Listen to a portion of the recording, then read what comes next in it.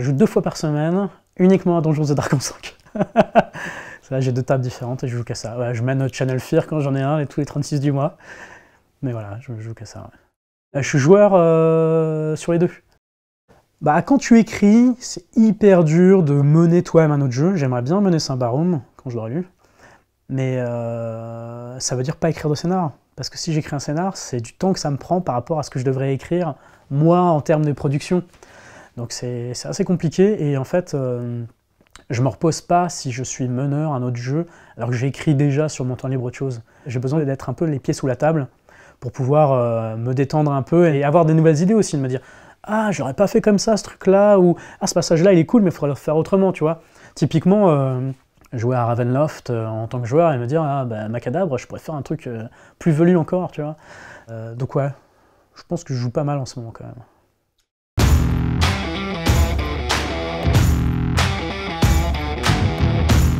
Cult. Il n'y a pas de souci, c'est mon jeu préféré de tous les temps.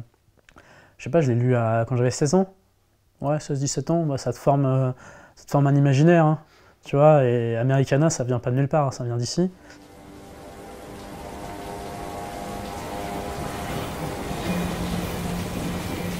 We live in a world where the sun has set. Forsaken creatures roam deserted streets in crumbling cities.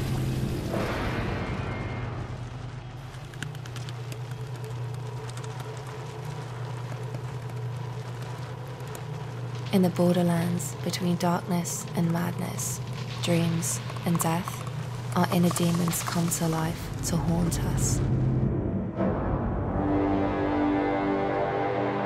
Et ouais, j'ai dévoré ce jeu, j'ai mené, je sais pas, 50 scénarios, ouais, 50 scénarios. Donc j'ai beaucoup mené quand même, Cult.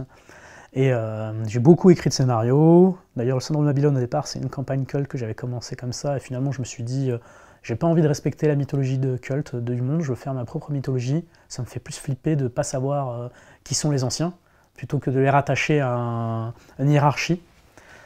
J'adorais aussi la mythologie qui était saupoudrée dans les suppléments, que quand tu les lis, tu dis « Ah, mais le PNJ du livre de base, en fait, enfin le pré-tiré, finalement c'est un PNJ qui sert plus tard. Ah, c'est génial, j'avais pas capté au départ. » Et du coup, tu vois, ça fait partie de ces petites touches que j'aime bien cacher.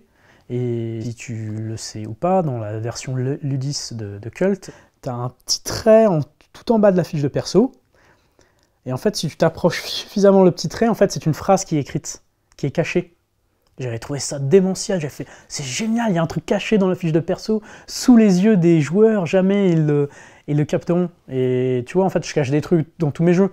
Donc est-ce que c'est lié à ça? Sûrement. Je vais essayer de répéter le plaisir de la découverte que j'ai eu à l'époque.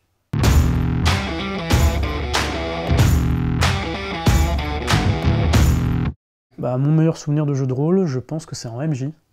C'est le tout premier scénario du Syndrome de Babylone.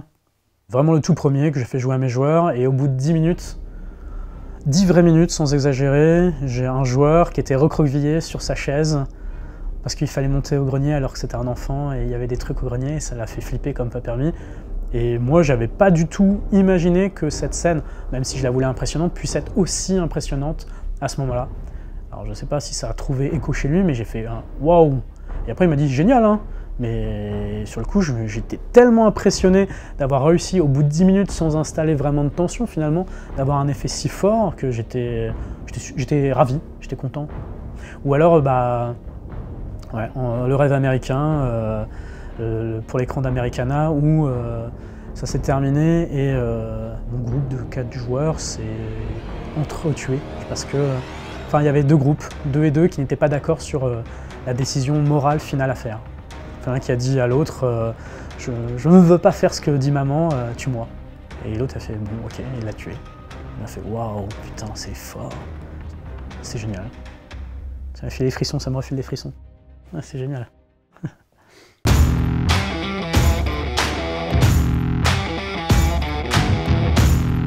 Je suis assez fasciné par LG, ce qu'il fait, sa production, la façon dont il itère ses jeux, c'est-à-dire qu'il y a beaucoup de bases et on sent qu'il redéveloppe à chaque fois dessus et je trouve ça assez fort.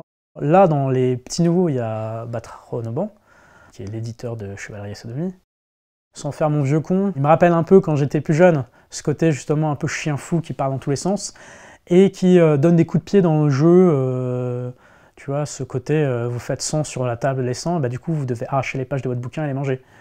C'est de l'happening presque. Par exemple, LG est hyper carré, hyper léché, alors que justement Batro il est beaucoup plus rock'n'roll. Mais du coup, ouais, voilà, eux deux, je sais que par exemple, c'est dans les extrêmes, j'apprécie beaucoup ce qu'ils font, je trouve que c'est vachement intéressant.